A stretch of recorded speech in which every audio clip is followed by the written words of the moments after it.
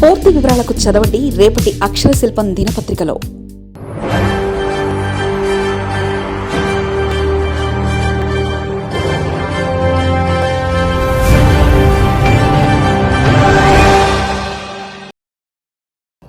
రేవంత్లో ఈ మధ్య ఫైర్ తగ్గిందా? తెలంగాణ సీఎం దూకుడుకు బ్రేకులు పడ్డాయా? విపక్షాలపై ఆరోపణలు ఆక్రోశమా, వ్యూహాత్మకమా?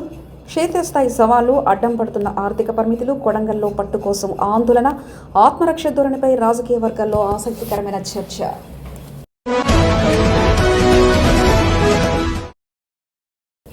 తెలంగాణ రాజకీయాల్లో ముఖ్యమంత్రి యనమల రేవంత్ రెడ్డి శైలి అనగానే ఎవరికైనా మొదట గుర్తొచ్చేది ఆయన దూకుడు. ప్రత్యర్థులపై విరుచుకుపడే నిరంతర ఎదురుదాడి. విపక్ష హోదాలో ఉన్న టీపీసీసీ అధ్యక్షుడిగా బాధ్యతలు నిర్వహించిన ఆయన వైఖరి ఎప్పుడూ అఫెన్సివ్గానే ఉండేది. శత్రులపై పదునైన పదజాలంతో దండెత్తడం ఆయన సహజ సిద్ధమైన నైజం. అయితే ఇటీవల ఆయన సొంత నియోజకవర్గమైన కొడంగల్ పర్యటనలోనూ ఇతర బహిరంగ వేదికలపైన మాట్లాడిన మాటలు రాజకీయ వర్గాల్లో సరికొత్త చర్చకు తెరలేపాయి. కొడంగల్తో సహా పలు సభల్లో తనపై కొందరు కుట్రలు చేస్తున్నారని, విపక్షాలు తనకు కనీసం పనిచేసుకునివ్వడం లేదని, తన గొంతు నొక్కాలని చూస్తున్నారంటూ రేవంత్ రెడ్డి వ్యాఖ్యానించారు. ముఖ్యమంత్రి నోట వచ్చిన ఈ మాటలు ఆయన నిరంతర ఫైరింగ్ టోన్కు భిన్నంగా ఒక రకమైన ఆవేదనను లేదా ఆత్మరక్షణ ధోరణిని ప్రతిబింబిస్తున్నాయనే అభిప్రాయం బలంగా వినిపిస్తుంది. రేవంత్ రెడ్డిలో క్రమంగా నమ్మకం తగ్గుతుందా అనే అనుమానాలను విశ్లేషకులు వ్యక్తం చేస్తున్నారు. ముఖ్యమంత్రి రేవంత్ రెడ్డి ప్రసంగాల శైలిలో వచ్చిన ఈ మార్పు వెనుక ఉన్న ప్రధాన కారణాలను పరిశీలనలో ఎదురవుతున్న క్షేత్రస్థాయి సవాళ్లే మొదటిగా కనిపిస్తుంది. ఎన్నికల సమయంలో కాంగ్రెస్ పార్టీ భారీ ఆశలతో ఇచ్చిన 6 గ్యారంటీల పూర్తిస్థాయి అమలుకు ఆర్థిక పరిమితులు పెద్ద అడ్డంకిగా మారాయి. ఉపాధి హామీలు, పెన్షన్ల పంపిణీపై విపక్షం నుంచి నిరంతరం తీవ్రమైన ఒత్తిడి వస్తుంది. దీనికి తోడు రాష్ట్రంలో హైడ్రా సృష్టించిన కలకలం, కూల్చివేతల పర్వం అధికార యంత్రాంగాన్ని, ప్రభుత్వాన్ని కొంత ఆత్మరక్షణాత్మక వైఖరిలోకి నెట్టాయి. గడిచిన 8-9 నెలల పాలనలో ఊహించిన వేగంతో ప్రభుత్వం ప్రాజెక్టులతో ముందుకు సాగకపోవడం, అనుకున్న స్థాయిలో నిధుల సమీకరణ జరగకపోవడం వల్ల ప్రజల్లో వచ్చిన అసంతృప్తిని రేవంత్ రెడ్డి స్పీచ్లతో ప్రతిబింబిస్తుందని విశ్లేషకులు భావిస్తున్నారు. పాలనాపరమైన భారంతో పాటు వాగ్దానాల అమలు ఆలస్యం కావడం ముఖ్యమంత్రిని కొంత ఒత్తిడికి గురి చేస్తుండడంలో ఎలాంటి సందేహం లేదు. మరోవైపు ముఖ్యమంత్రి సొంత నియోజకవర్గమైన కొడంగల్లో ఓటర్ల జాబితా ప్రత్యేక సవరణ ప్రక్రియ నడుస్తుంది. దీంతో పాటు అక్కడ ప్రతిపాదించిన ఫార్మాసిటీ నిరసనలపై ప్రతిపక్షాలైన బీఆర్ఎస్, బీజేపీలు సంయుక్తంగా రేవంత్ రెడ్డి రాజకీయ పునాదిని దెబ్బతీసేందుకు వ్యూహాలు రచిస్తున్నాయనే అనుమానాలు వ్యక్తమవుతున్నాయి.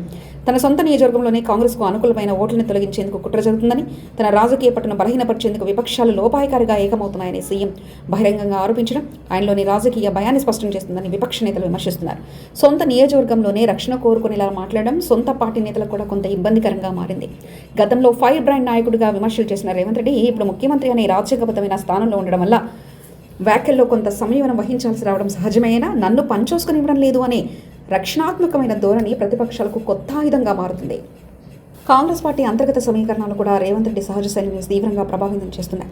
ప్రాంతీయ పార్టీల తరహాలో ఒంటరిగా నిర్ణయాలు తీసుకునే స్వేచ్ఛ జాతీయ పార్టీలో ఉండదు. ఒకవైపు ప్రతి చిన్న విషయానికి ఢిల్లీ అధిష్టాన నిర్ణయాలపై ఆధారపడడం, మరోవైపు రాష్ట్ర మంత్రివర్గంలో సీనియర్ నేతల భిన్న వైఖరిని రేవంత్ను కట్టిపడేస్తున్నాయి. సొంత పార్టీలోని అసంతృప్తుల సమన్వయం, సీనియర్లను కలుపుకొని పోవడం వంటి అంశాలు ఆయన స్వేచ్ఛాయుత నిర్ణయాధికారానికి అడ్డుకట్ట వేస్తున్నాయి. గతంలో దూసుకొని వెళ్లిన రేవంత్ ఇప్పుడు అధికారంలో ఉండి అందరినీ సమన్వయం చేసుకునే క్రమంలో తన మార్కు దూకుడును ప్రదర్శించలేకపోతున్నారు. ముఖ్యమంత్రి స్థానంలో ఉండి ఆవేదన వ్యక్తపరిస్తే అది బలహీనంగా ప్రచారం అయ్యే ప్రమాదం ఉందని రాజకీయ పండితులు హెచ్చరిస్తారు. రేవంత్ రెడ్డి మాటల్లో కనిపిస్తున్న ఈ హెచ్చుతగ్గులు కేవలం పాలనాపరమైన ఒత్తిడి వల్ల మాత్రమే వచ్చినవి కావని, దీని వెనుక పెద్ద రాజకీయ వ్యూహం కూడా ఉండొచ్చని మరికొందరు భావిస్తున్నారు.